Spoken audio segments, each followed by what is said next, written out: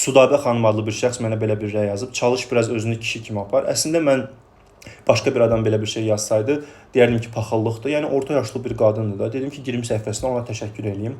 Qarşıma belə bir çarpayıda bir şəkil çıxdı. Saf düşünməyə çalışdım. Dedim ki, yəqin yeni çarpayı alıb və yəni onun üstünə şəkil çəkdirib. Sonra cavanlıq yaşamadım, cavanlığımızı itirdik. Xanım, valla sizə heç baxanda cavanlığınızı itirənə oxşamırsınız. Əksinə cavanlıqda qazanmısınız.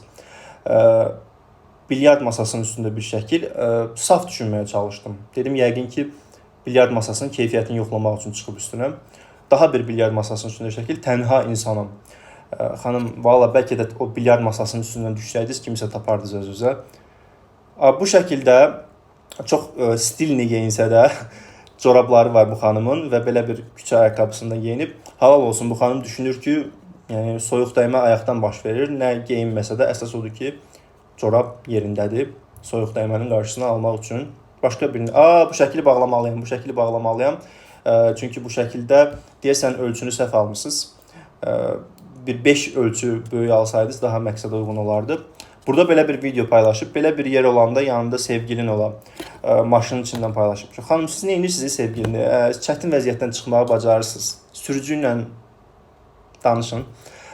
Aha, burada da yenə o corablar öz sözünü deyir. Bu xanımın artıq bir dəb ikonasıdır. Sizcə neçə yaşın var? Xanım, yaşı nə edirsiniz? Sizlə tanış olmaq istəyənlər onsuz da yaşa fikir vermirlər. Həyat hekayəsini paylaşıb. 20 yaşında ayrıldım, öz ayağımın üstündə durmağa qərar verdim. 2 yaşlı qızımı götürüb gəldim Bakıya. Xadimə işlədim, evlərə təmizliyə getdim. Ev aldım, qızımı... Xanım, evlərə təmizliyə getməklə ev almaq olursa, yerindeyim, mən də süpürgələrimi götürüb gəlirəm. Evdə sıxılıram, rayona gedəcəm. Kim mənlə rayona gedər stres atmağa? Burada axtarmayın. Yaxşısı bu da elə siz gedin kökünə. Rayona gedən yolun qırağında bir nəfər taparsınız. Xırdalanda öz evimdə tək yaşayıram. Kim mənlə yaşayar? Mən də tək yaşayıram. Uşaqlar, Xırdalana hansı avtobus gedir? Deyin, ailəli olub ayrılmışam, öz evim var, qulaq yoldaşı axtarıram. Qulaq yoldaşı deyəndə nəyi nəzərdə tutur bilmirəm, amma Allah köməyin olsun. Aha, burada da yenə yazıb ki, qulaq yoldaşı axtarıram. Çox qəribədir bu, qulaq yoldaşı axtarır yenə də.